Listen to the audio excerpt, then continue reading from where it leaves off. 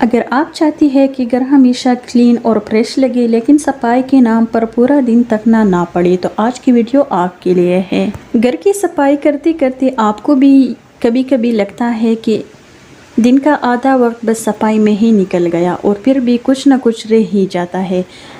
लेकिन अगर मैं कहूँ कि घर को क्लीन रखने के लिए ज़रूरी नहीं कि हम पूरा दिन सफाई करते रहें। असल राज ये है कि स्मार्ट तरीके से सफाई करें।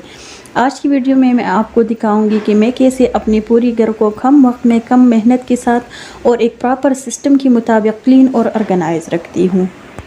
तो चलिए देखते हैं कैसे हम सफाई को मुश्किल काम बनाने की बजाय एक स्मार्ट रूटीन बना सकती है। वीडियो को एंड तक ज़रूर देखिए क्योंकि हो सकता है आज का कोई एक स्मार्ट आइडिया आपको डेली क्लीनिंग को पहले से ज़्यादा इजी बना दे। So let's get started. अस्सलाम वालेकुम, welcome back to another video. Habit number 1 ये है कि जब भी आपने लॉन्ड्री का सोचा है तो कोशिश करें कि सुबह के टाइम ही लॉन्ड्री स्टार्ट कर लीजिए, क्योंकि जब तक मशीन में कपड़ों का चक्कर चलता है तो इसी देर में आप बहुत सारे और भी काम मैनेज कर पाएगी। और कपड़े में मैं ऑटोमेटिक वॉशिंग मशीन में वॉश करती हूँ, सो इसीलिए मैं वॉश के ऑप्शन पे मशीन को ऑन करती हूँ।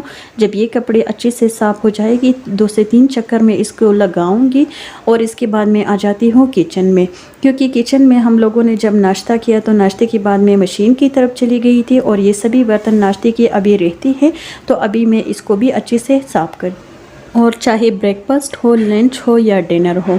लेकिन जब भी मैं बर्तन वॉश करती हूँ तो बड़े बर्तनों में जितनी भी चीज़ें होती है तो कोशिश मेरी यही होती है कि इन सभी बड़े बड़े पतीलों को, बड़े बड़े बर्तनों को मैं खाली करवा के छोटे बर्तनों में डालूँ, ताकि मैं इसको फ्रिज में अच्छे से ऑर्गेनाइज करके रख सकूँ। बर्तनों को मैं अच्छे से वॉश करूँ। तो बस जी, यहाँ पर क्लीनिंग भी चलती रहती है, लेकिन इसके साथ साथ किचन पे ऑर्गेनाइजेशन पे भी मेरा पूरा फोकस रहता है। सो इसीलिए यहाँ पर मैंने जब बर्तन वॉश की है तो टोकरी में जितनी भी रात के टाइम की बर्तन होती है तो कोशिश मेरी यही होती है कि मैं इसे टोकरी को अच्छे से खाली करवा दूँ, ताकि मुझे और बर्तन रखने में कोई मुश्किल ना हो। तो बस जी, यहाँ पर जो है ना जितनी भी बड़ी बड़ी चीज़ें हैं तो वो मैंने निकाली है, छोटी बर्तनों में मैंने रखी है।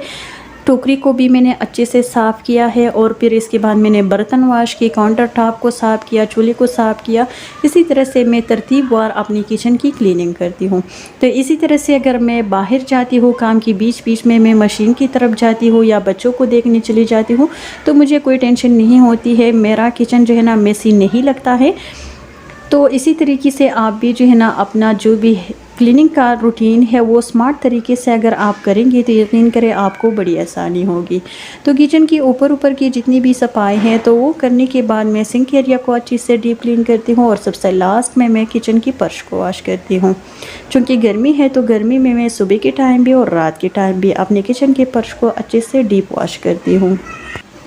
सुबह के टाइम अगर आपने अपने किचन को अच्छे से साफ़ किया तो यकीन करें पूरा दिन अगर आप किचन में लगे रही, कुकिंग करती रहें तो आपको कोई टेंशन नहीं होगी। आप बिल्कुल स्ट्रेस फ्री होकर अपना जो भी कुकिंग का काम है वो आसानी से कर पाएंगी और किचन भी आपका जो है ना ज़्यादा मेसी नहीं लगेगा और ज़्यादा जो है ना गंदा भी नहीं होगा।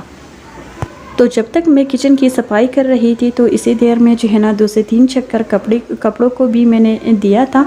तो अभी इन कपड़ों को मैंने निकाल और दूसरी जो वाइट कलर के कपड़े हैं तो वो मैंने मशीन में डाली है, ताकि मैं इसको भी 2 से 3 चक्कर लगा दूँ ताकि ये भी अच्छे से साफ़ हो जाए।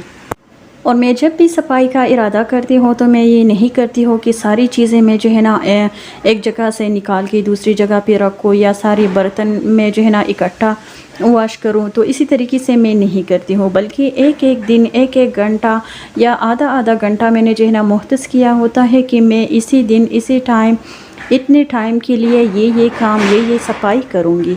तो आज मैंने सोचा था कि मैं अपने किचन का जो भी पैन है तो इसको जो मैं जो है ना अच्छे से डीप क्लीन करती हूँ। तो इस तरीके से पेन को मैंने निकाल दिया है दीवार से और यहाँ पर मैंने नीचे रख दिया है। लेकिन इससे पहले मैंने कहा कि चलिए जल्दी से लंच की भी तैयारी करती हैं, क्योंकि बच्ची स्कूल चली गई है और छोटे बेटे को मैंने टीवी लगा दिया है ताकि वो मुझे तंग ना करे।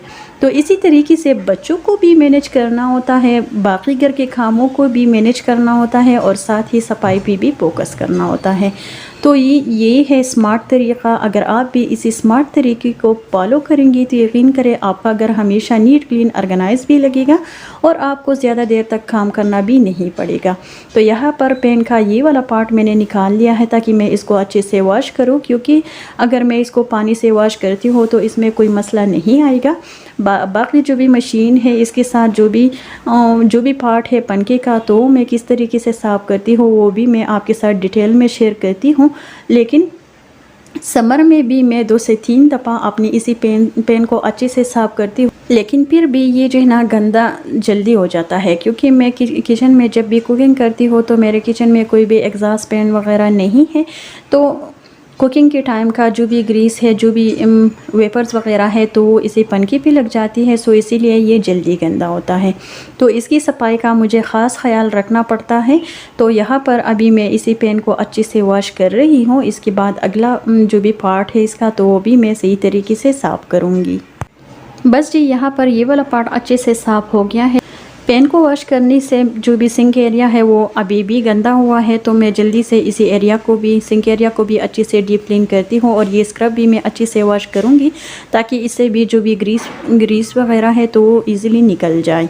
तो इसके बाद जी ये वाला पार्ट आ जाता है। तो पहले मैं इसको जो है ना एक कपड़े की मदद से अच्छे से साफ़ करती हूँ इसी तरीके से, और 2 से 3 दफ़ा मैं इसको इसी तरीके से साफ़ करूँगी तो ये साफ़ हो जाएगी, क्योंकि इसको तो मैं वॉश नहीं कर सकती हूँ। और ये देखिए मेरे हाथों पे भी जो है ना अच्छा खासा ग्रीस लग चुका है।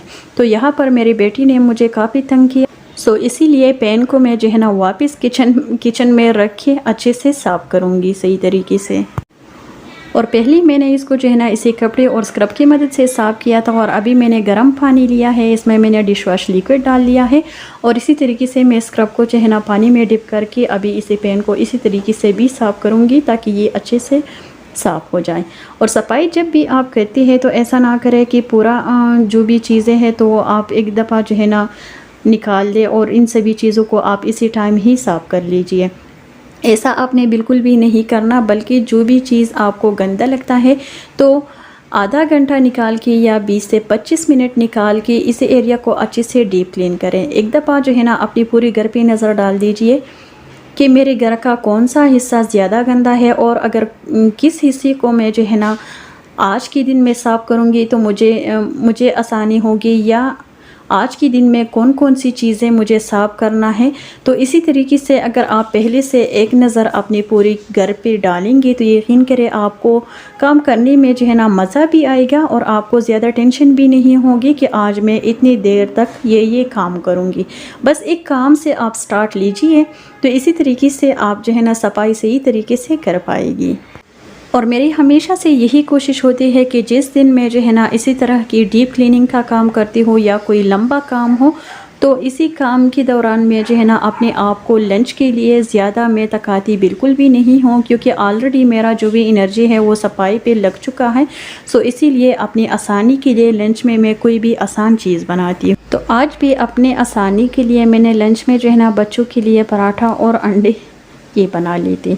सो यही तक था आज का वीडियो। आई होप आप लोगों को ज़रूर पसंद आया होगा। अगर वीडियो अच्छी लगी है तो प्लीज़ इसे लाइक करें और मुझे दीजिए इजाज़त। अल्लाह हाफिज़, अल्लाह पामान।